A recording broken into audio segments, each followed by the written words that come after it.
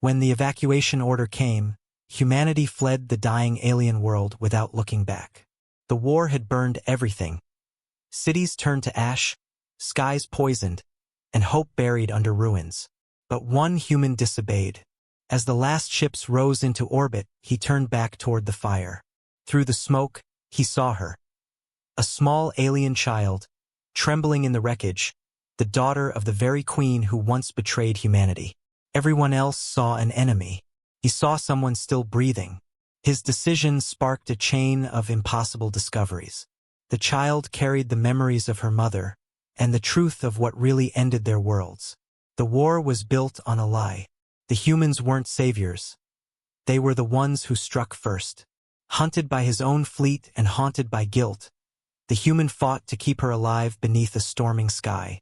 Together they uncovered the ancient machine that kept the planet alive, and learned that love, not war, might be its final language. In the end, he gave everything to save her. And when she rose again, fused with the planet itself, she remembered the one who turned back when everyone else ran. The galaxy would never forget the human who stayed behind, for someone no one believed deserved saving. The evacuation had been declared a failure hours ago. From orbit, the planet looked like a dying ember. Continents cracked open, oceans boiling away into pale steam. The human fleet drifted in silence above it, their hulls reflecting the orange glow of a world that no longer had a name. Every ship carried the same unspoken truth. Nothing down there was supposed to have survived. The commanders had given the order full retreat. Leave the dead to their dust. But Commander Eric Hale didn't move. He stood on the deck of the Vanguard, helmet in hand, staring through the viewport as firestorms clawed across the horizon below. The rest of his crew was already strapped in, waiting for jump clearance. "Commander, we're losing orbital stability," his second-in-command said. "If we don't burn now, we'll be caught in the debris field." Eric didn't answer, his gaze fixed on a single patch of land near the equatorial ruins, once a shining alien capital. He had seen that skyline before the war. It used to shimmer with living light, the alien towers grown from crystal and memory. Now they lay shattered and blackened, still burning. And yet, something flickered in the smoke. Movement. At first, he thought it was a reflection. Then the image steadied, small, fragile, and walking. A figure stumbling through the ruins, clutching something to its chest. The scanners didn't pick it up, but his instincts screamed otherwise. "Magnify section Gamma 5, he ordered. The AI hesitated. "Commander, no life signatures are possible at that." "Do it." The screen zoomed in. Through a haze of ash, a tiny body appeared. Skin pale blue beneath streaks of soot, eyes glowing faintly gold. An alien child. Alive. Barely.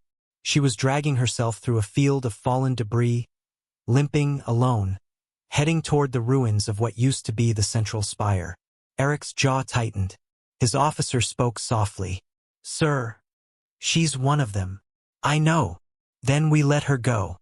Orders were clear. No retrievals. No survivors. The words hit like stones. He turned toward the hangar doors, his heartbeat steady but slow, each thud echoing like a countdown. "Prep shuttle 2, he said quietly. "Sir, I'm going down." The bridge fell silent. Even the hum of the ship seemed to dim. "That's suicide," his officer said. "Command will court-martial you, if you live long enough." Eric slid his helmet on, locking the seals. "I've already died once," he murmured. Then he stepped into the lift. The descent was rough. Plasma storms licked the shuttle's sides as it pierced the toxic clouds. Below, entire mountain ranges were split open by impact craters. The landscape bled light, rivers of molten glass reflecting a sky that looked ready to fall apart. As he neared the surface, his radio crackled with static. Commander Hale turned back. "That's an order." It was Fleet Command, their tone hard as stone. He didn't reply. The shuttle landed hard on the outskirts of the ruined city. The air shimmered with heat and radiation, and the ground trembled under the weight of collapsing structures. He stepped out into silence, the kind that only came after the end of a world. Every step crunched over ash and bone. The alien architecture around him still pulsed faintly, remnants of bioreactive material trying to keep itself alive. He moved through twisted corridors and blackened streets until he saw her, the child, collapsed near a broken pillar. Her small chest moved in shallow, frantic breaths. He knelt beside her, scanning quickly. No weapon, no armor, no threat. Just a girl, no older than 10 in human years. Her pulse was weak, her skin blistered from heat exposure. When he touched her shoulder, she flinched and whispered something. A sound soft and melodic, in a language he half recognized. He froze. That voice. It wasn't just random alien speech. It carried a pattern, a rhythm he had heard once before years ago during the peace talks before the war. A lullaby. The child opened her eyes. Golden light flickered through tears and ash. She looked at him like she knew him. "You came back," she whispered in broken human tongue. His breath caught. "You speak English?" Her head tilted weakly. "You promised." He pulled back slightly, confusion flickering behind his visor. Promised what? But she was already fading, her eyelids fluttering. He lifted her gently, cradling her against his chest. Her body felt too light, like she was slipping away even as he held her. A distant rumble shook the ground. The ruins around them began to collapse as a new quake rolled through the city. His comms flared again. "Eric, abort mission now." But he ignored it. He sprinted back toward the shuttle, shielding the girl from falling debris. Behind him, the central spire cracked open. A wave of bluish energy surged out, scattering dust into spirals. The scanners on his wrist flashed red. Massive energy spike, origin unknown. But before he could analyze it, the girl stirred again. Her hand trembled against his armor. "Don't go up," she whispered. "It's not safe up there." He hesitated, breath sharp. "What do you mean? What's up there?" Her eyes glowed brighter for a heartbeat, as if she saw something far beyond the clouds. "They're coming." He froze. "Who?" But she had fallen silent again. He laid her inside the shuttle, securing oxygen and medical stabilization. His hands moved automatically, but his mind spun. The words, the look in her eyes, none of it fit. She wasn't supposed to be alive. And yet she'd spoken with certainty, as though she had seen him before. As the engines roared, he looked once more at the burning skyline. The energy readings were climbing, spreading beneath the ground like veins of light. He didn't know what was happening, but one thing was certain. If the fleet detected it, they'd return to finish the job. He placed a hand on the child's shoulder. Her skin was cool now, breathing steady. "Hang in there, kid," he murmured. "We're not done yet." From the distance, a flash cut across the horizon.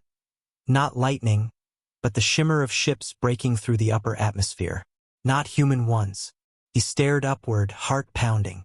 The child opened her eyes again, barely whispering the words, "They found us." And the sky above the dead world began to burn once more. The storm outside raged for hours, red lightning cutting across a sky that wouldn't rest. The shuttle's hull shuddered with every gust, and the radiation alarms blinked like dying stars on the control panel. Eric stayed awake beside the child, his armor stripped off, helmet resting near her cot. She looked peaceful now, though her body still bore the faint bioluminescent lines that ran along her temples and neck, a trait of her species. He had seen it before, but never this dim. It was fading, like her life was being quietly erased. He'd done everything he could, field medpack injections, filtered oxygen, makeshift hydration drip, but the med scan still pulsed orange. The storm made takeoff impossible. The only thing left to do was wait. He turned toward the cockpit window. The alien city below was a skeletal maze of blackened towers and shattered domes. In the distance, blue light still pulsed faintly beneath the surface, the same energy surge he'd detected before. It was spreading outward, like veins awakening in the dark. He ran a systems check. The communication array still functioned. Barely. He switched to low-frequency scanning, hoping to pick up the fleet's beacon. Instead, the receiver picked up a faint pulse. A rhythmic one. Not a distress beacon, too irregular. He adjusted the filters, narrowing the range. The pulse grew sharper. Then he froze. Through the static, a voice broke through. Faint, distorted, but unmistakably human. Eric, hail. He stared at the monitor, mouth dry. The signal repeated, clearer this time. Commander Eric Hale? Do you read? He slammed the response key. This is Commander Hale. Identify yourself. No reply. Only the static and that same rhythmic pulse looping endlessly. It wasn't the fleet. It was something else, a local transmission, maybe from a ground relay. But how could that be possible? Every human installation had been destroyed in the bombardment months ago. The signal shifted frequencies on its own, as if responding to him. The tone deepened, becoming a low, pulsing hum. Then, beneath it, a whisper, faint, trembling, and wrong. You promised. He turned sharply. The girl was awake. Her eyes were half open, glowing softly in the dim light. She was looking at the transmitter, her lips moving in perfect sync with the voice. You promised? She repeated, exactly as before. Same tone, same pitch. Eric swallowed hard. Who are you talking to? She blinked slowly, eyes glassy. You forgot. What did I forget? Her small hand lifted, fingers trembling, pointing at the comm array. She's calling you. He followed her gesture toward the console. The waveform shifted again. The voice returned, this time clearer, layered with static but undeniably female. Eric! His pulse stopped for a beat. He knew that voice. He hadn't heard it since before the war, since the day humanity and the Valyrians broke the fragile peace. That voice belonged to Elora, the alien scientist who once served as humanity's envoy to her kind. The one who vanished when the war began. The one who had supposedly betrayed him and everyone. Impossible, he muttered. You're dead. The girl watched him quietly.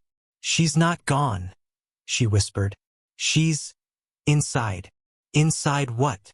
But the child had already fallen back, her breathing shallow again, her energy drained. He rushed to stabilize her vitals, mind racing. The signal continued to pulse across the room, like a heartbeat. Every few seconds, the voice returned, whispering his name with that same broken tenderness. He played back the transmission logs. The coordinates embedded in the pulse placed its source less than 2 kilometers east, near the ruins of the Valyrian Spire core, where the energy surge originated. He glanced at the unconscious girl. You knew I'd come here, didn't you? He murmured. You knew she'd call. Outside, the storm began to ease. The radiation levels dipped, and the skies shifted from crimson to gray. He strapped on his gear and checked the power cells. If you're still out there, he whispered toward the comm array, you're going to tell me what the hell is going on. He left the shuttle behind and stepped back into the ruins. The city was quieter now.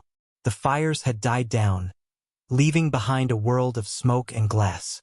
He moved through the hollow streets, guided by the signal tracker on his wrist. It beeped steadily, faster with each turn through the maze of fallen stone and half-buried structures. He descended into a collapsed tunnel system beneath the city. The light dimmed, shadows stretching long against the fractured walls. Strange markings pulsed faintly on the stone. Valyrian runes, half-burned, but still alive with residual energy. The signal intensified until the tracker went silent. He was close. He rounded a corner and found it. A communication beacon, cracked and buried under rubble. Human tech, hybridized with alien crystal interfaces. The sight made his stomach twist. He remembered this place. He'd been here before during the first peace mission 5 years ago. Elora had built this station. It had been destroyed when the bombing began. He knelt beside the broken console and brushed away the dust. The system flickered to life for just a second. Enough to display one image. Her face, Elora's. Faded, static glitched, but unmistakably her. Eric, the recording said, her voice trembling. If you hear this, it means I failed. But the child, she's not what they think. She's the key to undoing everything. Protect her. And if she says you promised, you did. The image collapsed into static. The console died. He stood there for a long moment, the weight of her words pressing down like the ruins around him. Protect her. You promised. He didn't remember making any promise. But deep inside, beneath the anger and confusion, something flickered. A memory buried under years of war. A voice in a lab, soft, pleading. If anything happens to me, promise you'll save her. He'd laughed then. Save who? Elora had smiled. My daughter. The memory snapped like a whip. His breath caught. He looked back toward the surface, toward where the girl waited. No, couldn't be. He took one last look at the beacon. The signal was gone. But as he turned to leave, the faint hum returned. Not from the console this time, but from the ground beneath it. He aimed his light down and froze. The stone floor was pulsing with the same blue energy veins that he'd seen from orbit, converging directly beneath his boots. The hum deepened into a rhythmic vibration. Then, from far above, came a roar, the sound of something massive entering the atmosphere. He ran back through the tunnels, climbing toward the surface. The air outside was shaking, clouds spiraling apart. Through the gaps, he saw lights, dozens of them. Not human ships. Sleeker, colder. Valyrian warcraft. The species humanity thought extinct. The girl had been right. They were coming. And somewhere in that burning sky, the voice that shouldn't exist whispered again inside his helmet. Close this time, almost behind him. You promised, Eric. The bunker had once belonged to a research outpost, human-built, abandoned when the first bombardments began. Half the corridors were caved in, and the air smelled faintly of burnt polymer and metal dust. Eric sealed the blast door and set the internal filters running. The old generators coughed to life, filling the chamber with a dull amber light. He laid the child on a makeshift cot and wrapped her in the emergency thermal fabric. Her breathing had steadied, but the faint glow along her temples still flickered erratically, pulsing like a weak heartbeat. He checked her vitals one more time, though the med scanner barely recognized her species. The reading came back garbled, alternating between unstable and unknown. He rubbed his eyes and sat down against the opposite wall. The room was quiet except for the rhythmic hum of the generator and the wind groaning through the cracks above. His armor hung beside him, scorched from re-entry. His hands still smelled faintly of ozone and ash. He'd thought the war had ended all of this. He'd thought the Valyrians were gone. But now here she was, her daughter, alive and whispering words she shouldn't know. He looked at her face, half hidden beneath the cloth. The resemblance was there, faint but undeniable.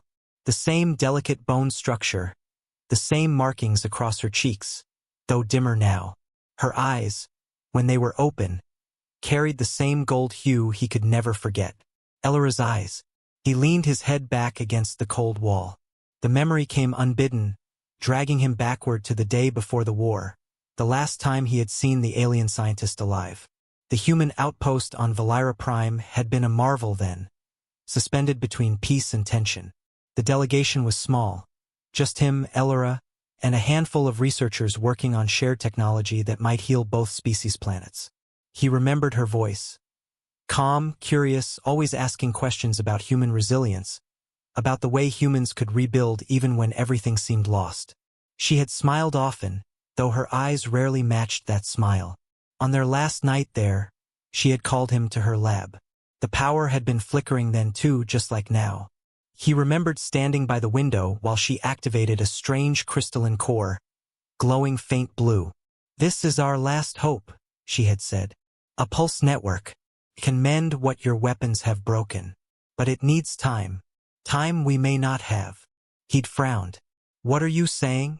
That my council no longer believes in peace. He remembered her turning to him then, her golden eyes shimmering in the dark. If they come for me, Eric, promise me one thing. Save her.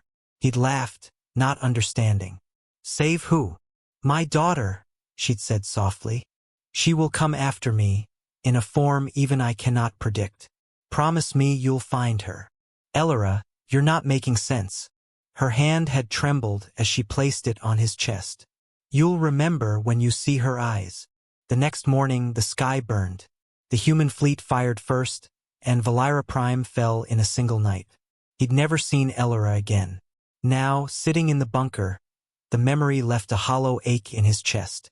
He stared at the sleeping child. The shape of her face was younger, softer, but the eyes, yes, they were the same. He whispered to himself, "You're her daughter, aren't you? The one she wanted me to save." The girl stirred. For a heartbeat, he thought she'd woken, but instead she whispered something in her sleep.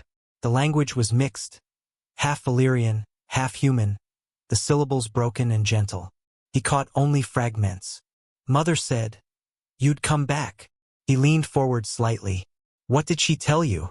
No response, just soft breathing. He rubbed his face and exhaled slowly. Outside, the ground quaked again. Dust trickled from the ceiling.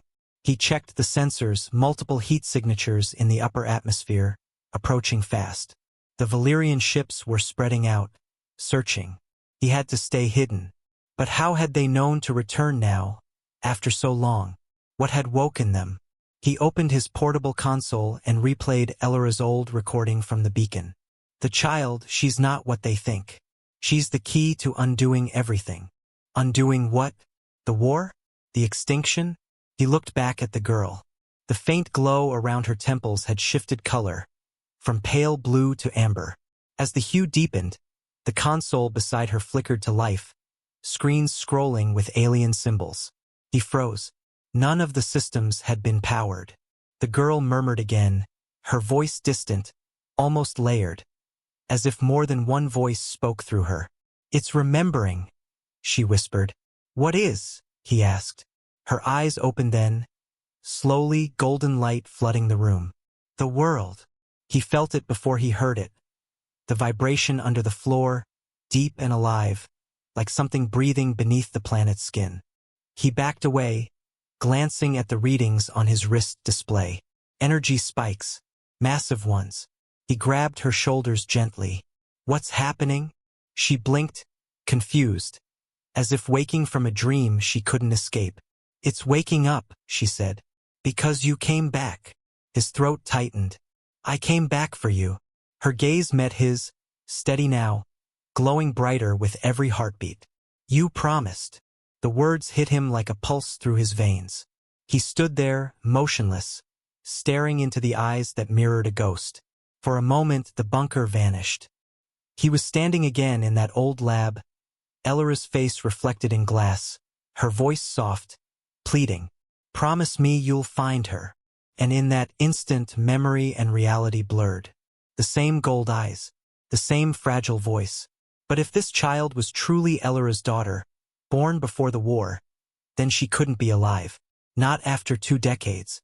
Unless she wasn't born the way humans understood birth. Unless the Valyrians had done something else. He looked around the bunker, at the living crystal veins pulsing faintly in the walls, the machines humming even without power. He began to understand. The girl wasn't just alive. She was connected. And then the radio on his wrist cracked to life. "Commander Hale," came a harsh, distorted voice. "We've tracked your signal. If you're receiving this, leave the child. That's not a survivor. That's a construct. A weapon." He stared at the communicator, then back at her. The golden light in her eyes dimmed, and a single tear traced down her cheek. She whispered softly, "They don't know what I am." He didn't either. But he was starting to suspect that whatever she carried in her mind wasn't just a memory. It was her mother. And the planet around them was starting to wake up because of it. The sky burned green as radiation lightning danced across the black clouds. Every tremor felt like the planet's last breath. Every echo above like the end of a dying god. The human wrapped the alien child in a heat shield blanket and forced open the bunker hatch, dragging her down into the old tunnels beneath the city just as the first wave of dust swept over the ruins. His helmet sensors screamed warnings, radiation off the charts, but he kept going. He couldn't let her die again. Down below, the tunnels pulsed faintly with old energy. A forgotten transport network built by someone long before either species. He sealed the hatch and let his exosuit depressurize. The girl watched him quietly, her pale eyes glowing in the dark. They reflected more than fear. They held recognition. Something deep, something he couldn't explain. He gave her water, watched her hands tremble as she drank, and finally asked, "Who were you calling out there?" "You said my name." She hesitated, tracing something on the dirt floor, a circle intersected by 3 lines. His blood froze. It was the same symbol carved on the wreckage of the first colony he ever lost, the one wiped out by her mother's fleet. She whispered, "You promised my mother you'd come back." He swallowed, torn between anger and disbelief. "Your mother betrayed us. Millions died." "She didn't betray you," the girl said, shaking her head. "She was running." Running from what? That was when the ground rumbled again, not from the storm but from something deeper, like an engine buried beneath the crust. The child's eyes went wide. "They're still here," she whispered. He aimed his rifle toward the dark tunnel, its targeting screen flickering with movement. For a heartbeat, he thought it was another collapse, but then a shadow passed across the far corridor, tall, thin, moving with purpose. "Who's here?" he demanded. The girl took a slow step back. "The ones who built this world. The ones who made us hide." He froze, the name forming unbidden in his mind, something he'd only seen in sealed war reports. The original architects, the civilization erased before recorded galactic history. The radiation outside wasn't just fallout, it was containment. As the echo of approaching footsteps grew louder, the girl's faint voice trembled through the silence. "If they find us, not even your fleet will matter." And in that moment, as the tunnel lights flickered out one by one, he realized she wasn't the one who needed saving anymore. The entire planet was a trap, and he had just walked into its heart. The deeper they went, the warmer the air became. The walls began to hum, faintly at first, then louder with every turn, like a giant heartbeat pulsing through metal and stone. The tunnels ended in a vast underground chamber, a cathedral of light and shadow. In its center stood something impossible, a structure the size of a city block, made of metal ribs and veins that pulsed with glowing blue fluid. Steam drifted off it like breath. The whole thing was alive. He stepped closer, raising his light. The surface rippled at his touch, skin and steel merging into one seamless texture. "It's breathing," he whispered. His sensors went wild, no life signature, yet every molecule vibrated with energy. The girl approached with trembling steps, her eyes wide with awe and something else. Recognition. "It's called the core," she said softly. "It's what keeps the world alive. It's dying." He frowned. "Dying? You mean this thing is the planet?" She nodded. "It used to be a world like yours. Then they came. My people, we tried to hide inside it." Before he could stop her, she placed her small hand against the machine's surface. A surge of light spread from her touch, flowing up the structure's veins. The ground shook. His helmet went dark. And then he saw it, not through his eyes but hers. He was standing in another time. The sky was golden. Towers rose above vast oceans. And there she was, the alien mother, alive, beautiful, standing before a human in battle armor. Himself. She was pleading with him, voice trembling. "If they find us, they'll erase everything, even you. Promise me you'll protect her." Then came the blast. Fire consuming the city, the mother pulling the child close as the core absorbed the explosion. The image shattered into static. He gasped, stumbling back into the present, his pulse racing. The girl collapsed, smoke curling from her skin where the machine had touched her. He caught her before she hit the ground. "What did you see?" he asked. Her eyes fluttered open, tears glowing faintly blue. "My mother kept her promise. She saved your world first." He froze. "What are you talking about?" "The war wasn't her fault," the girl whispered. "She fought the architects, the same ones buried here. They're waking up again." The machine shuddered, the floor splitting open as light poured out like liquid fire. Somewhere deep within the planet, something massive was stirring. He stared into the chasm, realizing with a sick twist of fear that the core wasn't breathing because it was alive. It was breathing because something beneath it was trying to get out. The storm above had not stopped. It was as though the world itself was choking on its own breath. He woke to the hiss of static inside his helmet, faint at first, then sharper. A voice breaking through the interference. He almost didn't believe it was real. Lieutenant Kale Varon. Respond. Repeat. Human signature detected beneath grid sector 12. Kale. If you're hearing this, respond immediately. The voice froze him. Commander Rin. His old superior. That meant the fleet was still in orbit, or at least close enough to pick up his beacon. For the first time in weeks, he wasn't alone. He tapped his comms. This is Kale. Reading you clear. I have one civilian survivor, non-human. Planet's surface is unstable. I need extraction. There was silence for a few seconds. Then Ren's voice came again, colder, restrained. Survivor identified as hostile species. You are to terminate contact and await drone recovery. Kale blinked. Say again. Do not approach the alien. Repeat. Do not approach. She's the seed of extinction. Orders from high command. The girl stirred beside him, waking from her uneasy sleep. She looked up at him, eyes tired but sharp, as if she already knew what was being said.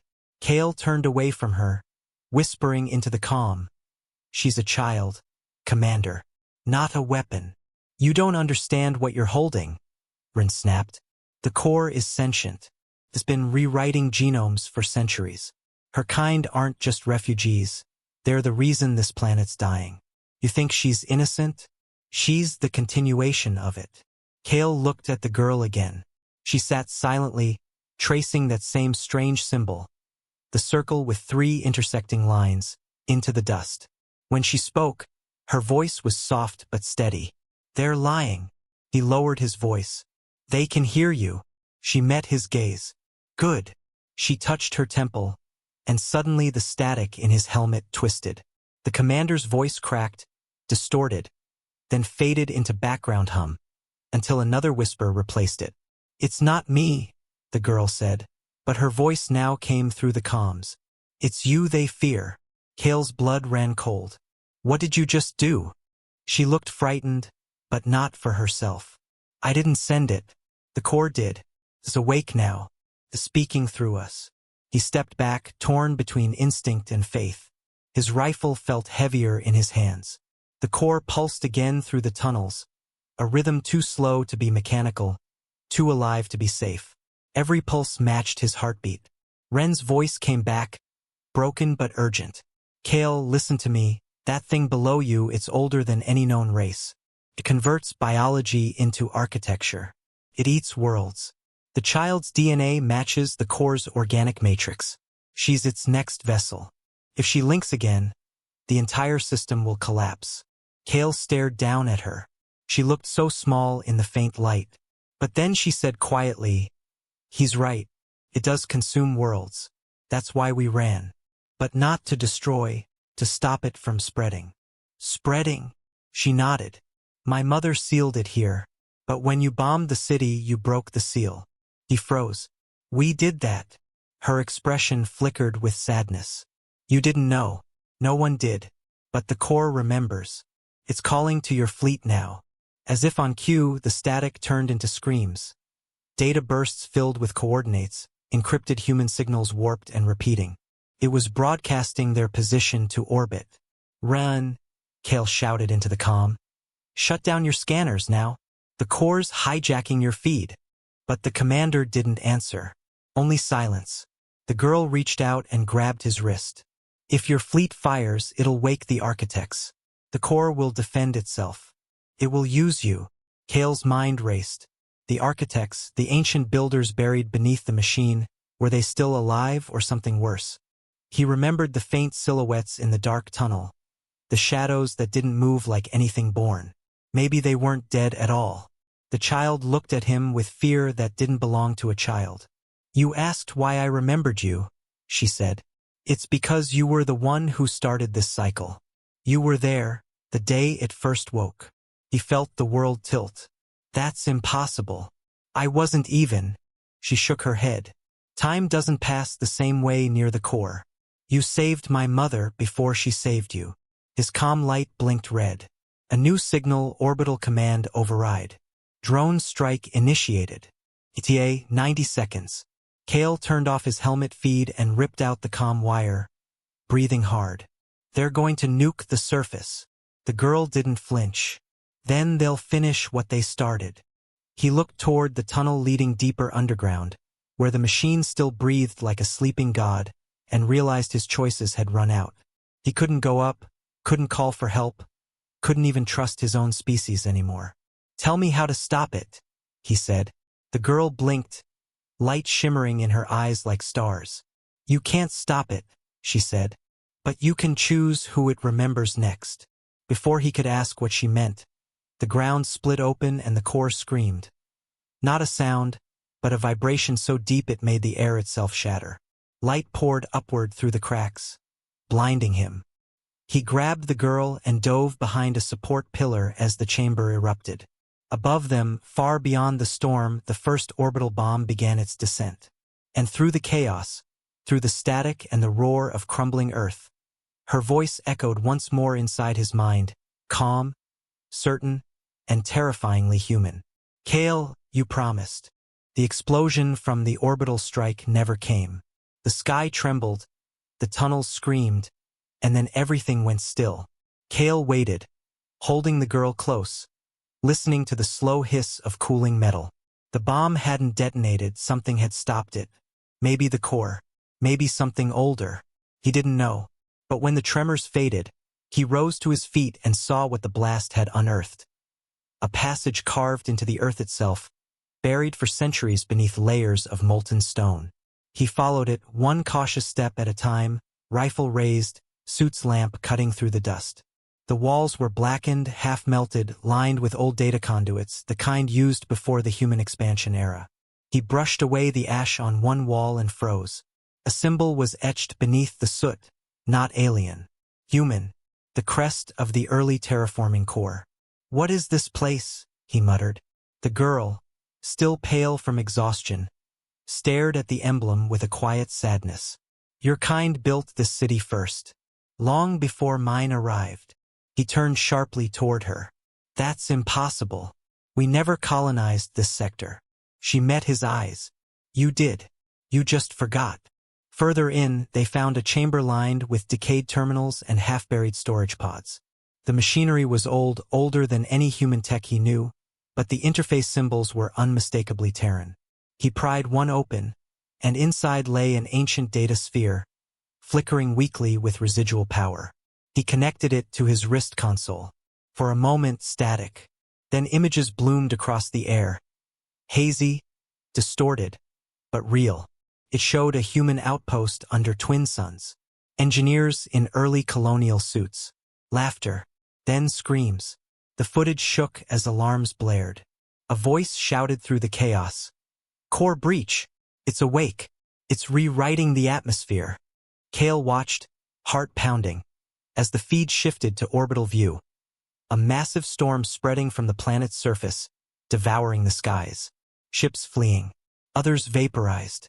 And then the first alien fleet arrived. They weren't invading. They were rescuing. He stared at the screen in silence as the truth crushed him. Humanity hadn't discovered this world. They had broken it. They woke the core first, panicked, and unleashed something they couldn't contain. The aliens came not to conquer, but to contain it, to stop it from spreading to other worlds. The next file loaded automatically. A face appeared, her mother. Alive. Her voice was soft, exhausted, but steady. "To whoever finds this, if you're human, listen. You were not our enemies. You were our mistake. We only fought to seal the breach your kind opened." The core feeds on creation itself. Every machine, every thought, every life it touches, it learns to mimic and consume. We thought we could imprison it here, but it learns faster than we can die. The recording flickered. Behind her, explosions lit the horizon. "I made a promise to one of you," she whispered. "If he returns, tell him, I didn't betray him. I saved what was left of his world." The screen went dark. Kale stood there, numb. His rifle slipped from his hand. "We caused it," he said softly. "We destroyed this world first." The girl didn't answer. She walked forward and touched the broken terminal. "My mother said humans would forget. that you'd bury the truth in metal and dust. But the core remembers everything. He turned to her, guilt clawing through his chest. Why show me this now? Because you needed to choose who to believe, she said. And now you can't go back. He ran his hand over the terminal's remains, trying to steady himself. If we woke it once, maybe we can put it back to sleep. The girl hesitated, then looked toward the ceiling as faint tremors rippled through the ground again. You can't. Not anymore. He followed her gaze. The air shimmered, faint pulses of blue light crawling along the walls like veins awakening. What's happening? It's remembering you now, she whispered. You touched the core. You heard it. It knows your voice. Before he could respond, his comm unit, still half damaged, flared to life. Commander Wren's voice broke through the static, frantic. Kale, for God's sake, report. The core just transmitted. With your encryption code, it's spreading through the fleet systems. We can't shut it down. Kale's throat tightened. Wren, shut everything down. Pull the fleet back. It's too late, Wren shouted. The ships are... Static swallowed his words. The girl reached out, her voice trembling. She tried to save you before. You have to finish what she started. He stared at her, caught between rage and understanding. You mean die for it? She looked up at him, tears glimmering faintly. No, become part of it. A deep rumble shook the chamber. The core was waking again, its pulse echoing through the planet like the slow heartbeat of something ancient and hungry. Above them, the ash began to fall, black snow over the ruins of two species' mistakes. Kale closed his eyes. The truth burned through him like fire. Humanity hadn't been the savior. They were the spark. And now the flame had come home. The tunnels shuddered violently, throwing Kale to the ground. Dust rained from the ceiling, filling his lungs and stinging his eyes. The girl lay beside him, coughing, her tiny hands clutching the glowing veins of the core. Kale, the tunnel won't hold, she whispered, voice strained but steady. He hauled himself up, pulling her to his feet. The chamber ahead had fractured further. Cracks spread like lightning across the walls. Every tremor seemed to pulse from the core itself. He realized then that the planet was responding, as if it had felt their presence all along. The core wasn't just alive, it was aware.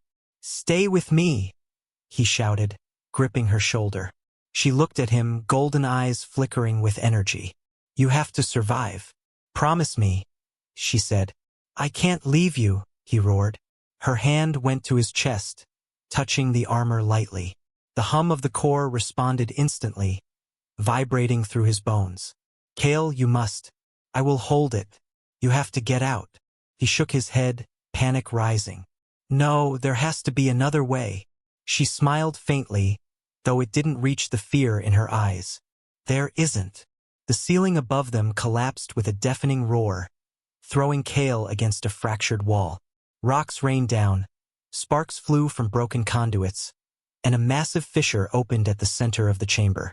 The core's energy veins flared, wrapping around the girl as if drawing her into its very essence. Kale scrambled forward, trying to pull her free.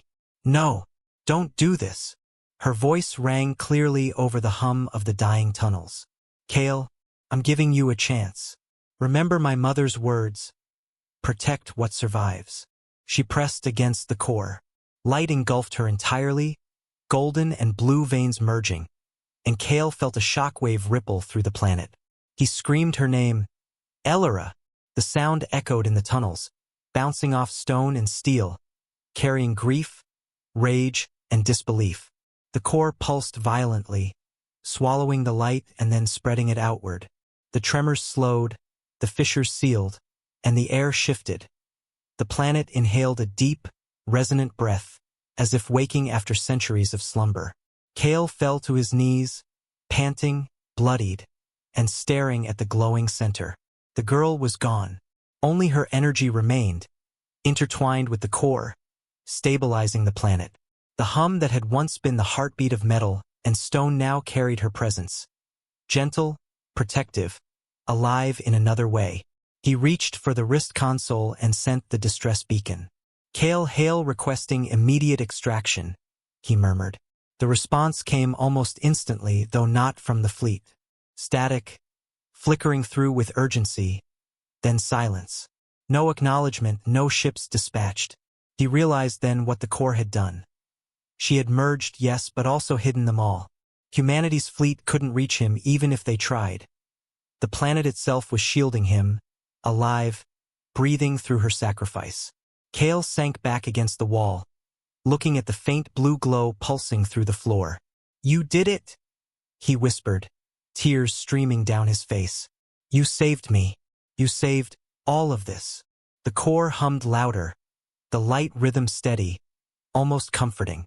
And though she was gone in form, he could feel her presence, warmth and awareness coursing through the veins of the planet itself. She had become more than life. She had become the breath of the world. Above the ruins, the storm began to calm. Radiation dissipated, clouds scattered, and a faint light touched the horizon.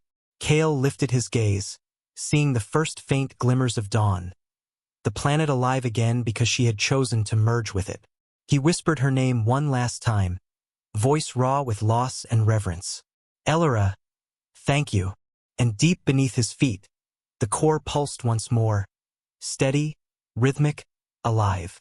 The planet was breathing again. The war was over. Humanity had failed, the aliens had survived, and she, the child, the bridge between worlds, had sacrificed everything to give life another chance. Kale rose slowly, resolute. The fight wasn't over. Not for him, not for the truths buried beneath the ashes. But for the first time in decades, hope existed.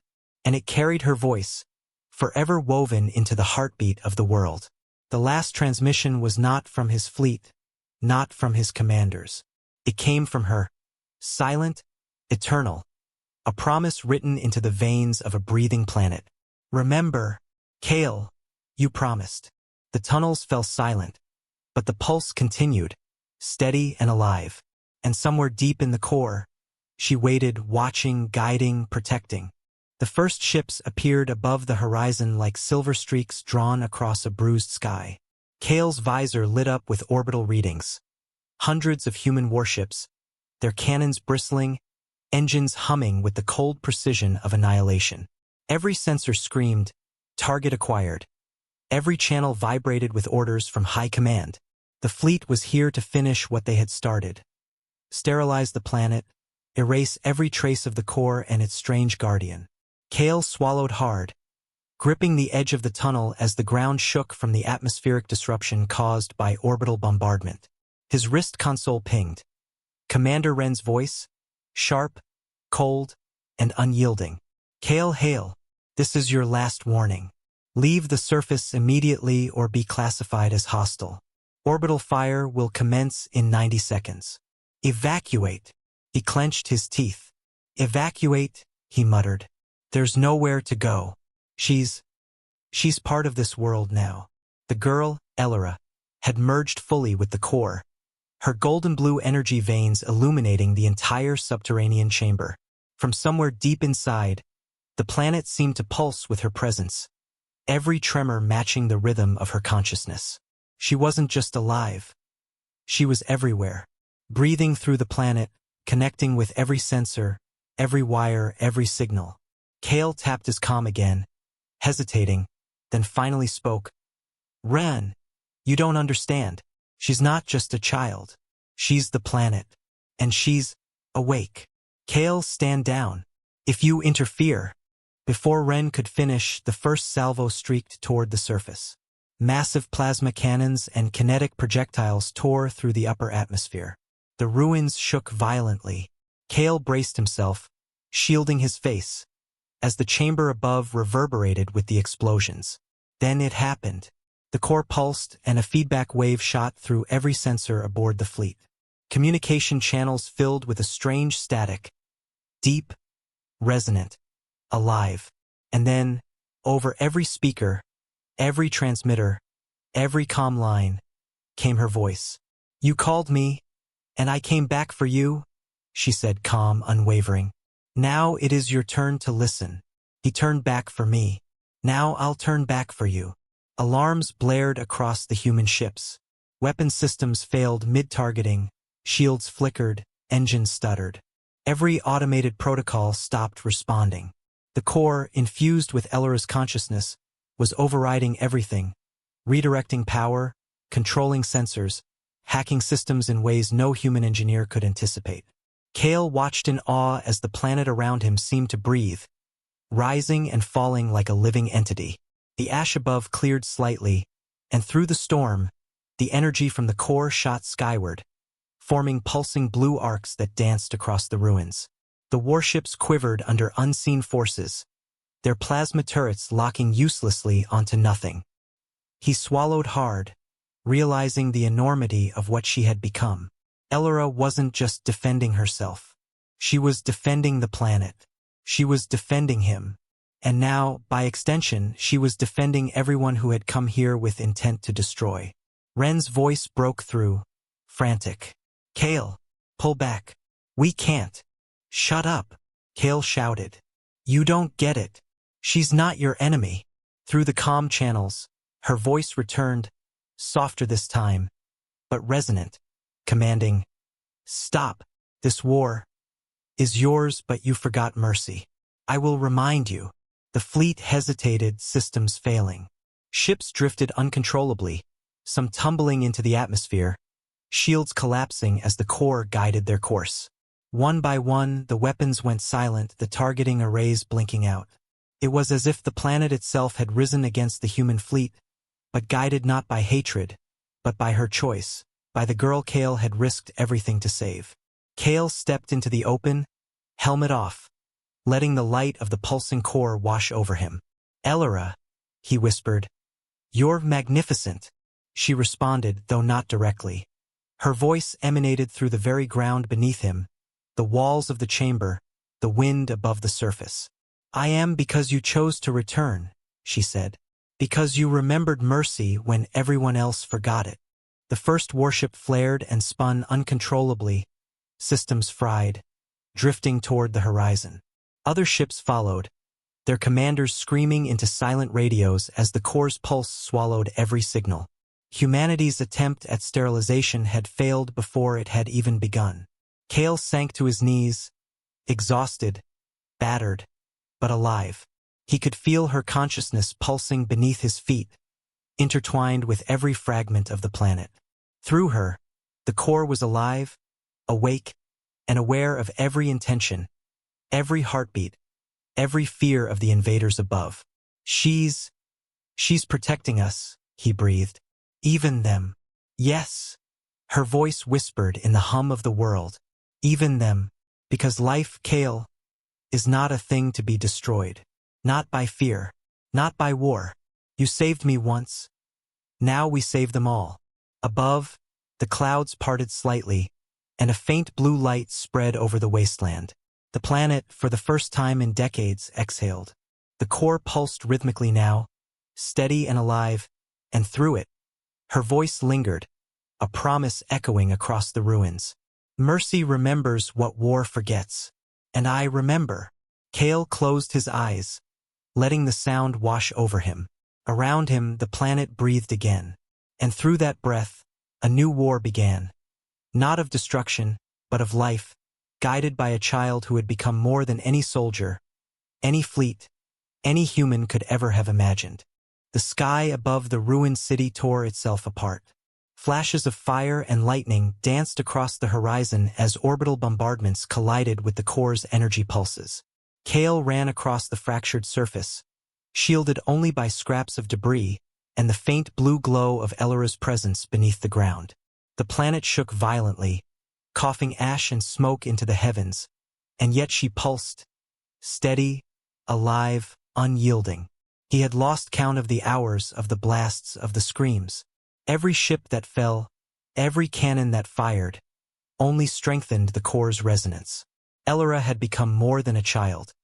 She was the planet, the machine, the heartbeat of life itself. But Kale's body bore the scars of his choices. Burns, fractures, blood-soaked armor. And yet he pressed on, unwilling to leave her alone, unwilling to let humanity's arrogance destroy what remained. Through the haze he saw her. Ellara's eyes glowed brighter than the fires that licked the horizon. She knelt above a fissure, fingers pressed against the pulsing veins of the core. Her small form radiated an energy that made the ground tremble with life, a force that was both alien and achingly human. Kale stumbled forward, heart hammering, and extended his hand to her. "I'm here," he shouted. "I won't leave you." She turned to him, and for a moment, the world stilled. His reflection shimmered in her eyes, mingling with her own glowing essence. She smiled softly, a light that cut through centuries of war, betrayal, and death. "I always knew you would come," she whispered. "I always knew someone would remember love." Kale reached her side just as a massive orbital strike descended. The core erupted in energy, a blinding pulse that threw both of them to the ground. Kale felt heat consume him, felt his body break beneath the force, but still he pressed toward her. And then, nothing. Darkness. Silence. When he opened his eyes, the world had changed. The fires had died down. The smoke cleared into faintly golden clouds, and the core beneath Ellara hummed a steady, vibrant rhythm. Kale's body was gone. Absorbed, preserved, transformed by the planet itself. And yet he was not gone. His presence lingered in her reflection, a light intertwined with hers, a heartbeat that was now two in one. Ellara rose slowly, the faint glow of life coursing through her veins. The planet beneath her feet breathed rhythmically, a perfect harmony of alien and human, a symphony of survival and love. She extended her hand, and from it, golden blue energy pulsed outward, reaching through the ruins, through the ashes of centuries, creating a wave of life that touched the sky. In orbit, sensors picked up an impossible phenomenon. A heartbeat spanning kilometers, radiating into space. A living signal that defied every calculation. It was human, alien, and something new, the pulse of a bond that refused to die. Fleets approaching from light years away would later detect it. An echo of courage, mercy, and love interwoven into a world once thought lost. Ellara walked across the surface, her gaze sweeping the horizon. She could feel the planet responding to her, to him, to the legacy of what they had survived together. The core's hum carried words, faint but unmistakable. The voice of humanity, shaped by sacrifice, memory, and hope. "Welcome," it whispered, a human voice resonating through the veins of the planet. "We remember." Centuries later, explorers would descend from orbit, scanning the ruins, drawn to the rhythm pulsing through the world. They would find Ellara waiting, eyes glowing with the reflection of a human who had turned back when everyone else fled. They would sense the heartbeat before they saw it, a pulse that bridged the stars, connecting life, memory, and love across time. Kale's body was gone, but his essence lived on in every beat of the planet, every flicker of light in Ellara's eyes. And as the explorers touched the surface, a single, soft voice echoed through the ruins, clear and warm. "Love remembers, and I remember him."